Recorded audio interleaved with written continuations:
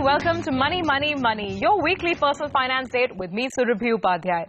Demonetisation, the government's focus on affordable housing, the restriction of taxation benefits on housing property bought for investment, and of course, the passage of the Real Estate Regulation and Development Act. There's a lot that's happened with the real estate sector over the last several months. Now, what does all of it mean for you, the home buyer, or perhaps the home owner? This episode of Money, Money, Money is dedicated to getting a quick overview of the country's realty market so you can decide what place property can have in your portfolio as we look at the year 2017. Joining me here in the Mumbai studios is Ghulam Zia of Knight Frank, and with us all the way from Bengaluru is Amit Kumar Agarwal, co-founder and CEO of NoBroker.com. Gentlemen, great to have you on the show. Thanks so much for taking out the time. Ghulam, let me start with you because I remember the last conversation we had was, several months ago, and since then, the biggest trigger perhaps that happened was demonetization. How do you look at the market? How do you sum up the market right now, starting with residential? Well, post-demonetization, the confusion and the chaos that had come in hasn't reduced much. We still don't see a lot of traction, a lot of transactions closing in the market because we still have buyers figuring out how to, take care of their finances. How will they, replace the cash with the accountable money, so to say. So I'd say this, the state of confusion impacting the consumption shall continue for at least 3-4 more quarters to come. 3 to 4 more quarters. So yes. We're talking about writing off pretty much all of 2017 before some clarity emerges. Indeed so. Indeed so. While on one side there were hopes that a new tax cut, the mortgage rates coming down will give a new lease of life to the housing sector and so on. But then even the recent policy numbers that were declared a couple of days back didn't have much to talk about. So once again, the hopes of a rate cut are pushed some longer. While the rates are still lesser than what they were, say, about a year back or so, but then we still are far away from a number that can bring people out of their comfort zones and make them sign the dotted lines to buy that house they always wanted to. Well, bankers tell us that these rates are at historic lows, so it's perhaps as good a time as any. But we'll talk about that later. Let's also get in Amit into the conversation. Amit, what are the trends that you're picking up, and particularly on the site? I mean, what's the traffic looking like? Are there a lot of inquiries? And more importantly, are there transactions that are happening?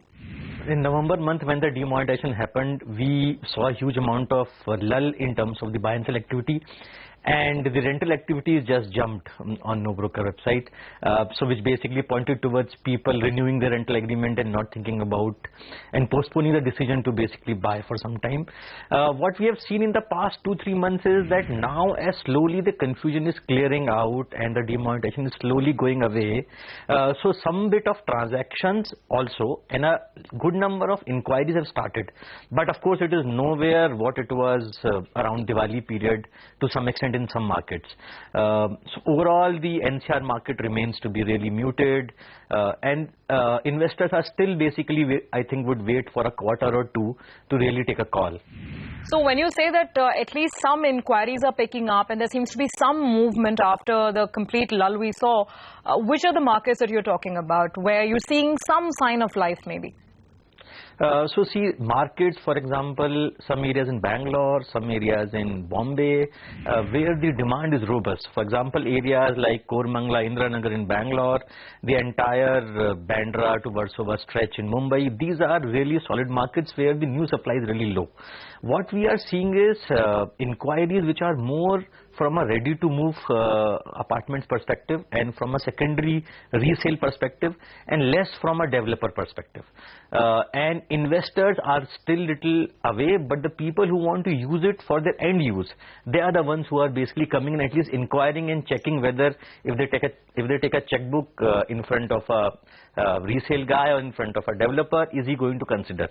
And what we are seeing is that some of the developers are also either giving a direct 5 to 15% cut or they are disguising it in the form of modular kitchen being free and so on. So not a huge amount of transactions pulling in, but yes, some amount of transaction, a good amount of inquiries just to judge the market, and that also in specific segments and also from the end use guys more than the pure play investors.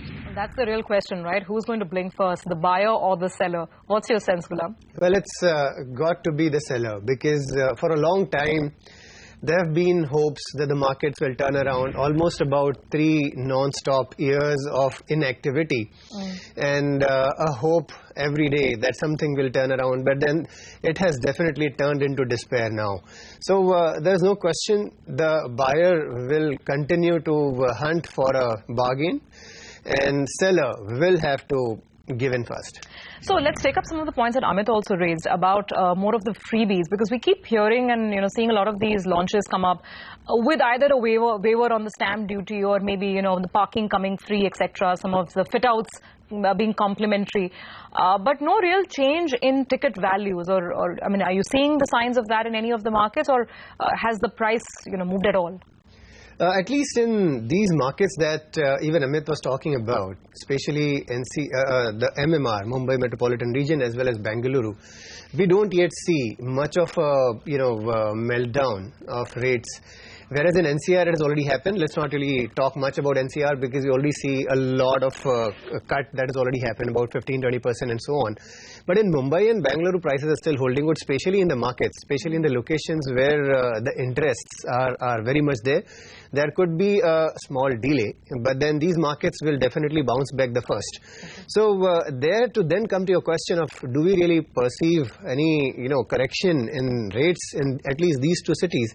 Well, it's going to be a long time before that happens, because on one side, developers are, extremely happy with the mortgage rates coming down, because that gives you that much more wealth to spend on buying that house.